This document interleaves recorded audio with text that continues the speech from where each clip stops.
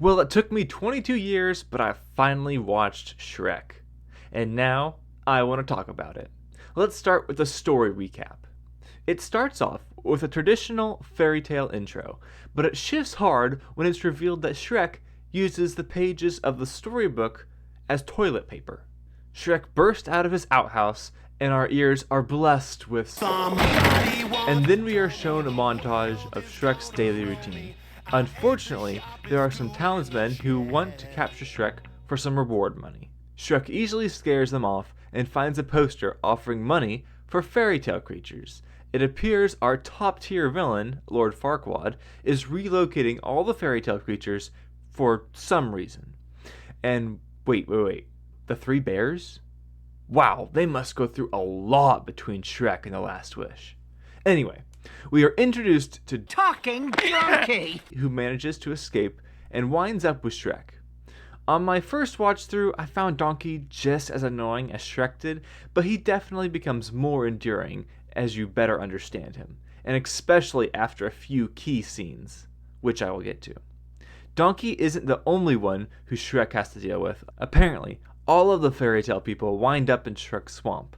Shrek goes to Farquaad to demand that he relocates all of them. Farquaad says that if Shrek rescues Fiona, which is the princess Farquaad wants to marry in order to become king, then he will remove everyone from Shrek's swamp. Shrek accepts the quest and Donkey tags along. They succeed in rescuing Fiona, but opt for not slaying the dragon. Princess Fiona is quite disappointed to find out that she wasn't saved by her husband-to-be, but by Shrek, who is only concerned with getting her back to Farquaad. On their way back, Fiona suggests setting up camp for the first night. I need to find somewhere to camp now! This leads into one of the best scenes of the film. Donkey and Shrek have a great conversation about the walls in Shrek's life. I'll come back to it in more detail when I talk about the characters. In the morning, Fiona decides to cook some breakfast, so, naturally, she's going to go out like a siren of the sea and lure a bird to its death by song. Then Fiona cooks its eggs, and I like how she asks Shrek and Donkey how they like their eggs after she's already done cooking them. But seriously though, this exploding bird was out of nowhere. I did not see it coming. The second day, Fiona and Shrek are a lot nicer to each other. Fiona overheard Donkey and Shrek's conversation, and now she seems much more sympathetic towards Shrek. And as they progress on their journey, it seems that they might even be developing feelings for each other. As they approach the city, the gang decides to camp again one more night to stretch out their trip. Donkey confronts Shrek about his feelings toward Fiona, and Shrek denies basically everything and goes for a long walk. Donkey then goes into the tower to talk with Fiona, but he is instead met with an ogre. What did you do with the princess? Donkey, shh, I'm the princess. Ah! It's me, in this body. Oh my god, you ate the princess! Fiona reveals to Donkey that she was cursed by a witch as a child. Now, whenever the sun goes down, she turns into an ogre till the sun comes back up again. Fiona then explains that true love's kiss will break the spell. She doesn't want to reveal herself to anyone because she thinks she is ugly as an ogre, which she is. Donkey tells Fiona that it doesn't matter what other people think and convinces her to tell Shrek about her curse. Unfortunately, Shrek was about to come in and tell Fiona how he felt about her when he overhears them talking about Fiona and how ugly she is. But Shrek thinks they're talking about him. Hideous and ugly. And princess and ugly don't go together. That's why I can't stay here with Shrek. Fiona doesn't get the chance to explain anything to Shrek because he brings Farquaad first thing in the morning just after the sun has come up.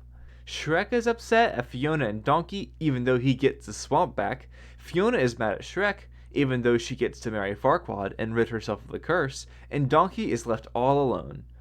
I take it back. Someone is happy. Farquaad is getting married, which is apparently what makes him a king somehow. Everyone else is not doing so great. Donkey goes to Shrek's swamp and has a big argument with Shrek about why he's acting the way he is. Donkey finds out that Shrek overheard an out-of-context part of Fiona and Donkey's conversation and assures Shrek that they weren't talking about him. Donkey finally convinces Shrek to go back to Fiona to stop the wedding. And they make great time because now they have a dragon on their side, which is just an instant victory for them. But Donkey decides it would be more dramatic if Shrek burst in to say, "I object," when the minister asks if there are any objections to the wedding. But unfortunately, they missed it. Shrek runs in and puts a halt on the wedding. The sun goes down and everyone sees Fiona as an ogre. And Farquaad's like, "Oh man, she's ugly. Off with her head." But of course, Shrek has a dragon on his side, so it's an instant win. She comes in and eats Farquaad.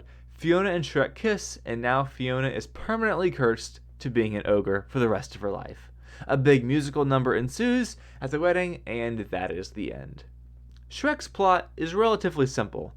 I am baffled by how much I didn't know before seeing it, and I thought for sure Farquaad was going to be a much bigger character in the story. I was so surprised how little he got in this movie. There are some great subversions in the plot, and because of how earnest all the characters feel, you get pulled into the drama and start to get really invested, even if essentially the plot is just as simple as Shrek delivering Fiona to Farquaad. The biggest problem I have with the plot of this movie is that it could have done much more to better flesh out the world building. I have many questions the plot never addresses. Why is Farquaad not a king? Does he rule over this kingdom or just this town? I have so many questions about all the fairy tale creatures. Is there some underlying reason why Farquaad wants to get rid of all the fairy tale creatures? Is it racism or something? The plot could have revealed this information to us more and left less ambiguity for some things. Going into watching Shrek for the first time, I wasn't too sure how happy I was going to be with all the pop music. I definitely liked the pop music itself better than, say, the pop music in the Mario movie, but I wasn't sure how well they were going to progress the story with the songs, because typically, I would rather have an original song written for the movie in order to advance the plot and to flesh out characters as best you can. When you decide to instead play pop songs, you immediately lose your advantage. Luckily, Shrek uses its music very well. Every song is accompanied by visuals that either build the film's world building, progress the plot, or demonstrate to us how the characters are feeling. The plot of Shrek is getting a 6 out of 10 for me. And now, on to characters. Let's start with your boys, Shrek and Donkey. These two's relationship is definitely the best part of this movie. When they first meet, Donkey wants to stick with Shrek, even when Shrek pushes him away. Shrek wants to be left alone and is surprised when Donkey isn't turned off by the fact that he's an ogre. Donkey begs to stay. He says that he's been treated like a freak, and you can obviously tell from the first scenes that he feels comfortable around Shrek. Even though Shrek wants to be left alone, he doesn't treat Donkey like a freak. Later, when they start off on their quest to get Fiona, Donkey says that Shrek should have gone all ogre on him. But then, Shrek slams it down. Shrek obviously is not happy with how people think ogres act. Ogres aren't so simple. Ogres have layers, he says. He doesn't care if everyone likes him, but he's upset that no one does. By halfway through the movie, it's easy to see why Donkey considers Shrek a good friend, but Shrek is still shutting him out. Shrek is definitely less annoyed with Donkey, but there is something in the way of Shrek and any friendship. This scene under the stars is where Shrek starts to reveal what's holding him back. Donkey asks what they're going to do once they get back to their swamp. Shrek explains that it's 2001, and there is no we. He's completely set on living alone, and even says that he's going to build a 10-foot wall all around his swamp. Donkey is relentless, though. He keeps probing to see why Shrek wants to be away from everyone. Shrek explains how his whole life people have treated him like a monster before they even knew who he was. Shrek lets his walls down here, and we are able to see the effect on him of a whole life of being pushed out. I want to give a shout out to Mike Myers, who does a fantastic job of conveying such sadness here. It's some top tier character work accompanied by some top tier voice acting that makes it work perfectly. After Shrek finishes venting, Donkey comes up and tells Shrek that he didn't think he was just a big ugly ogre when they first met. Donkey has been a relentless friend to Shrek the whole time, no matter how Shrek tries to push him down. Donkey has persevered and finally now establishes a friendship with Shrek. I think it's only because of Donkey in this scene that Shrek ever believes that Fiona could like him. Donkey broke down the wall Shrek was using to keep everyone out of his life, and now he opens up and forms better relationships with both Donkey and Fiona, and potentially everyone else. The next night is when the big misunderstanding happens, and I'm not a huge fan of how convenient it all went down, but on a character level, it all works very well. Shrek feels betrayed, like he was right all along to keeping to himself, and he is resolved to turn Fiona over to Farquaad and get his swamp back for himself.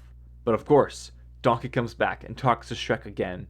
Donkey says that friends forgive each other, but Shrek is still upset because of what he overheard. This leads to one of my favorite lines in the whole movie. Oh! You're so wrapped up in layers, onion boy, you're afraid of your own feelings. Eventually, Shrek understands that they weren't talking about him when they said big ugly ogre and apologizes to Donkey. It's done in such a serious way, and Donkey, of course, is able to forgive. Moving on to Fiona. Fiona threw me off hardcore because for some reason I thought she started out as an ogre. But obviously I was wrong. Fiona is quite into her princess role and has very high expectations for her rescue and saving Knight. Of course, when she realizes she got Shrek, instead she seems defeated. Looking back on her story, it's easy to see how she was hoping her rescue would be pristine and perfect, because that's what she wanted for herself. And realizing she wouldn't get the happy beginning she was hoping for, she felt like she wouldn't get the curse-free ending she wanted. It's a great example of subtle storytelling that I completely missed on my first watch through, but once I realized it, it added many layers to her character. Over the course of her adventure with Shrek, she accepts the reality that Shrek might be her happy ending. Fiona focuses so much on trying to fix herself and almost misses the opportunity to let others take her for who she is. Fiona is a top-tier character, and you know who else is a top-tier character? Lord Farquaad. The comedy that comes from Farquaad is nothing short of the best in the movie. The shot perspectives, the fake armor extensions, and just how confident he is made me lose it. Farquaad's greatest shortcoming is his lack of history. I feel like there was much potential comedy in his backstory, and it would have greatly extended his character. I want to know why he hates the fairy tale creatures. What even prevents him from being king? And how did he rise to power in the first place? I have no problems with what we got, but I would have liked to gotten a little more out of him. Characters will get a 7 out of 10. Comedy. I'm going to let you know right now, the comedy is great. I'm giving it an 8 out of 10. It took me a while to decide what 3 jokes I was going to use as examples of the best in this film, but after many watch-throughs, there are some that stood above the rest. First up is my favorite height joke from Farquaad. When he comes out riding on his horse, it's obvious he has leg extensions. It just doesn't make any sense. But when he pulls out his arms, I lost it, because it means he was willing to replace the option of controlling his horse for the temporary illusion of longer arms.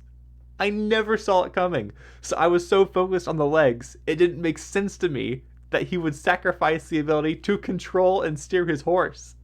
Next is this gem. Mirror, mirror, show her to me. Show me the princess. The look of absolute discomfort, disgust, and pain has never been displayed better in animation. Can you imagine being used as a TV by someone like Farquaad? Man, it makes me squirm just thinking about it. Oh, wait a minute. Is that Mother Bear? Man, the Three Bears continuity has way more problems than I ever expected. So, either Papa Bear remarries, there's necromancy involved, or these can't be the same bears we see in The Last Wish. Maybe they're cousins or something. Anyway, back to my favorite joke, which is Shrek pretending to kill Fiona with the boulder. On a character level, it works great. Shrek is playing around with Donkey. It shows that he's getting much more comfortable, and it's easy to see he enjoys being with him.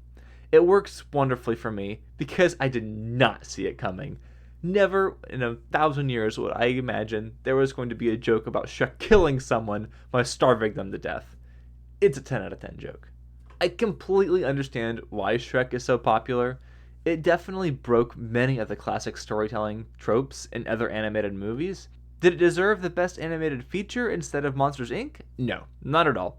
But it does deserve some praise. It's a good movie that helped DreamWorks become what it is today. Shrek is going to get a very swampy 7 out of 10. Escape off on the grass, shine your shoes, wipe your face. Those who did this will be dealt with. Will be dealt with. Dealt with. There's worse things than enforcers out there. We both know that.